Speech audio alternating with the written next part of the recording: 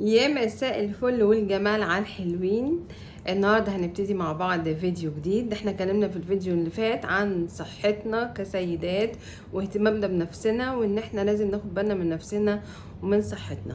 بس الفيديو بتاع النهارده مهم جدا جدا وموجود في كل بيت مصري. فعلشان نبتدي الفيديو ما تنسيش تفعلي زر الجرس وتدوسي اشتراك عشان يوصلك كل فيديو جديد. النهاردة بقى يا ست الكل هنتكلم عن موضوع خاص بالجواز.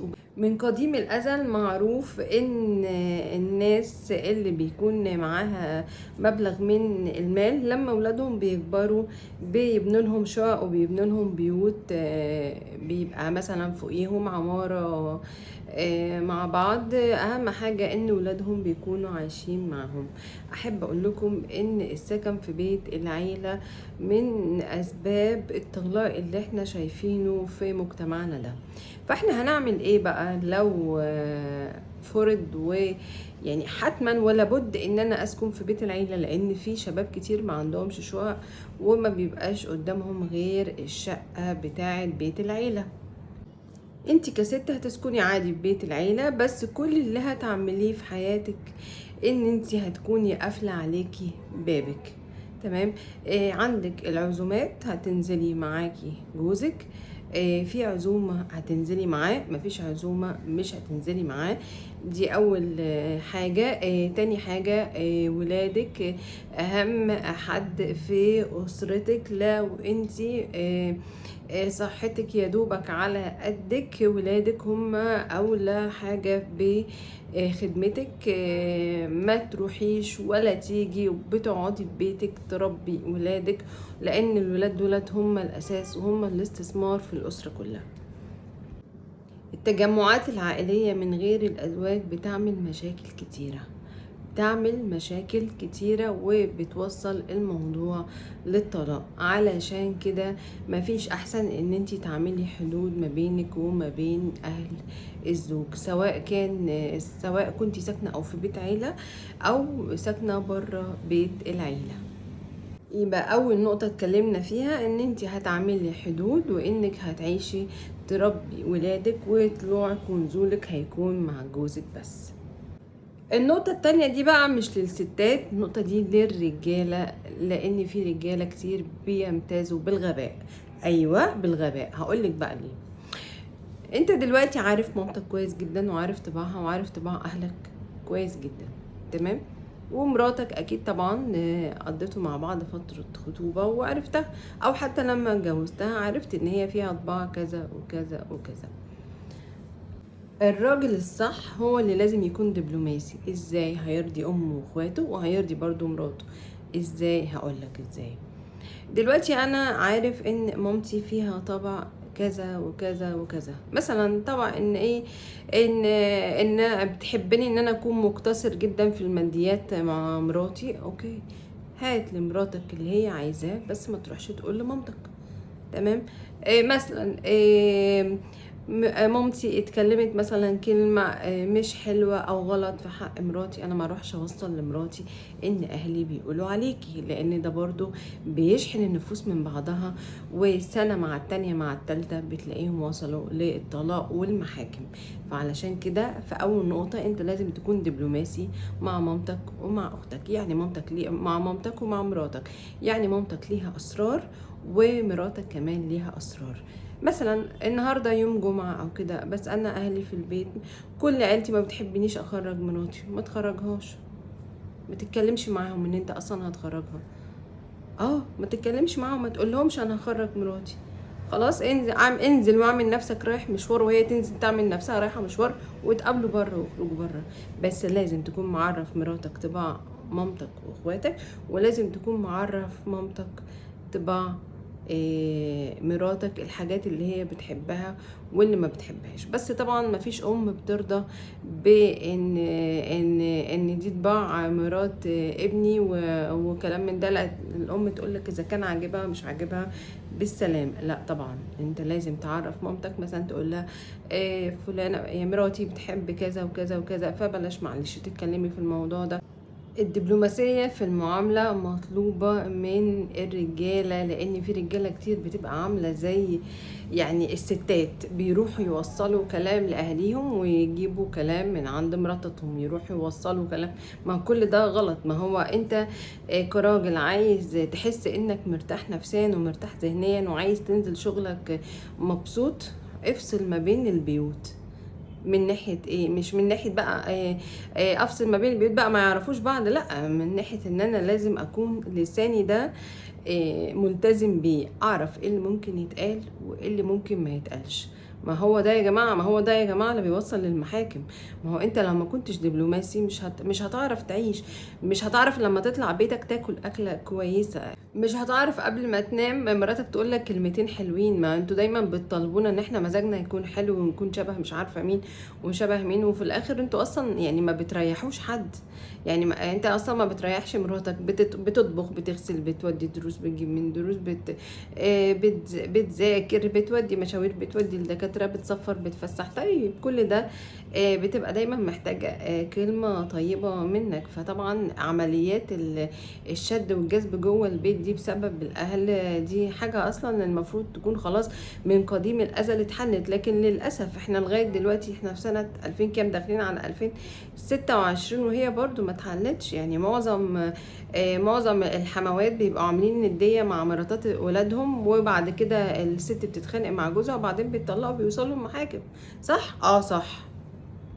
احنا كده يعني اتكلمنا في اول نقطة اللي هي ايه، ان انا لازم اكون دبلوماسي ومش كل حاجة احكيها، وان انا اقعد في بيتي ما اكونش فاتحة ما اكونش فاتحة يعني بيتي على البيوت التانية علشان المشاكل، وبكون موجودة مع اهل جوزي في وجوده وبس. تمام.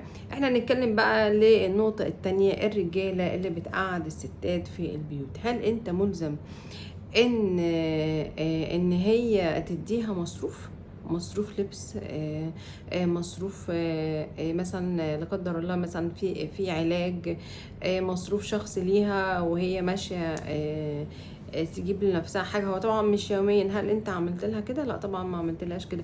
انتوا بتقعدوا الستات في البيوت وفي الاخر بتذلوهم علشان مثلا طقم او طقمين او مثلا حاجه ليهم، او دكتور مثلا كشفه غالي مع اشعه مع كلام من ده. لا، انتوا بتطلعوا انفاسهم وبتذلوهم.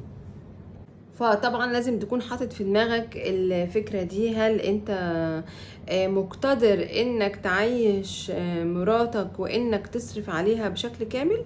لو انت مقتدر انك تعيشها وتصرف عليها بشكل كامل، قعدها من الشغل. لكن لو انت مش مقتدر انك تصرف عليها وتقعدها بشكل كامل، ما تقعدهاش من الشغل. سيبها تنزل تشتغل وتجيب مصروفها. احنا دلوقتي في سنة كام؟ احنا في اجيال خلاص بقى متقدمة، ما بقاش في ستات بتقعد في البيوت. ده هي حتى الست اللي مش متعلمة بتنزل تبيع خضار وفاكهة، وساعات مثلا تقف في محل قماش تبعها او تبع جوزها، او تقف في سوبر ماركت او كلام من ده. كل الستات دلوقتي فاتحين احسن مشاريع وبيشتغلوا.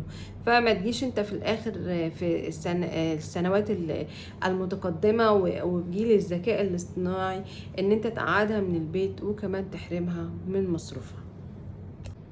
وانا بقول لكل بنوتة او كل واحدة ما اتجوزتش لغاية دلوقتي، ما تزعليش. يعني ربنا ممكن يكون يعني مش كاتب لك انك تتهاني او تتذلي او كلام من ده.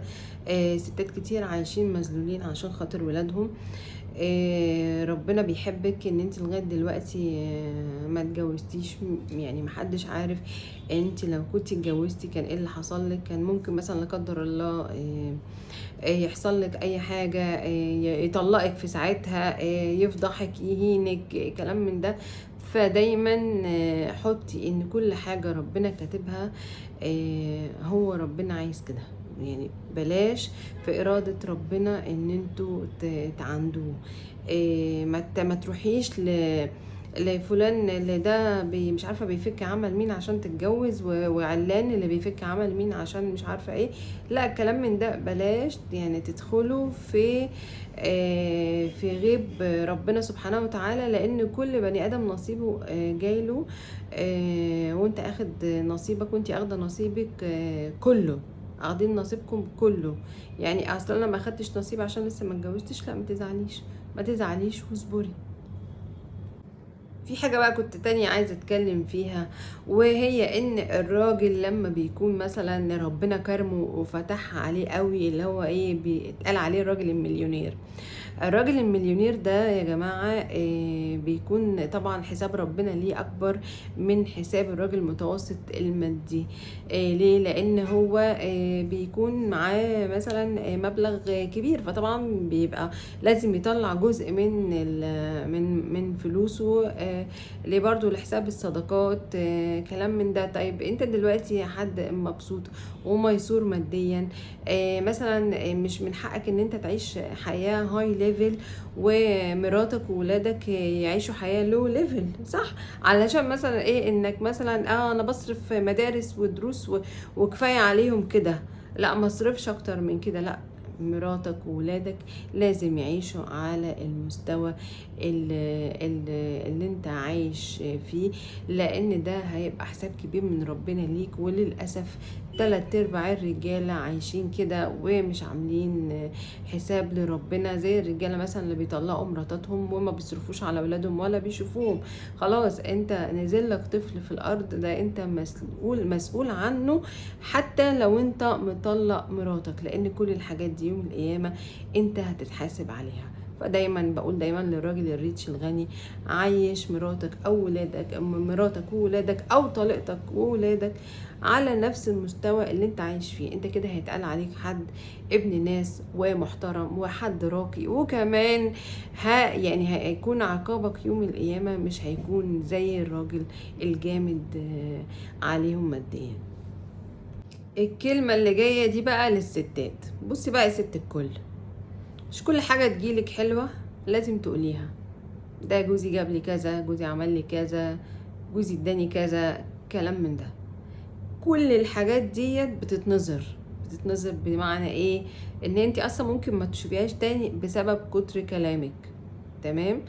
يعني انت خلاص اشترالك، جابلك، عملك، سوالك، تقفلي بقك، ما تتكلميش، ما تقوليش ده جابلي، ده عملي، ده سوالي، كلام من ده. كل الحاجات دي بتتنظر وبتتحسد، وفجأة ما بتلاقيهاش حواليكي. تمام؟ يعني فيما معناه اقفلي بقك، اقفلي بقك، سواء كان في مشاكل، اقفلي بقك سواء في خير جايلك، اقفلي بقك على ولادك. ما تقوليش ده انا ولادي كذا، ولادي عاملين، ولادي مسوين، ولادي. كل الكلام ده حرام وغلط. واكتر الناس اللي جالها الحسد والعين ودخلوا القبر بسبب كتر اللت والعجن والكلام الكتير، ان انتي مطلعه كل حاجه بره.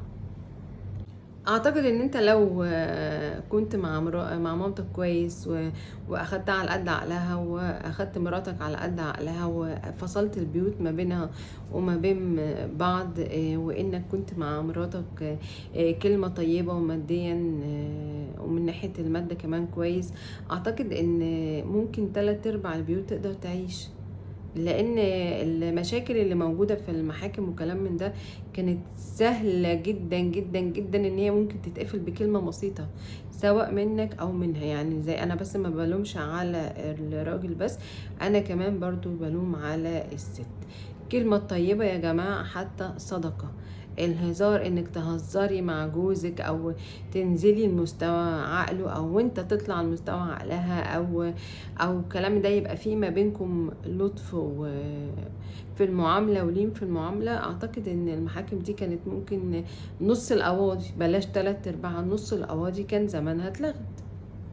في نهاية الحوار بقول ان الجواز ده مسؤولية كبيرة جدا جدا جدا، وعايز معاملة خاصة. مش جواز، مش فرحة ببيت وأولاد وبس.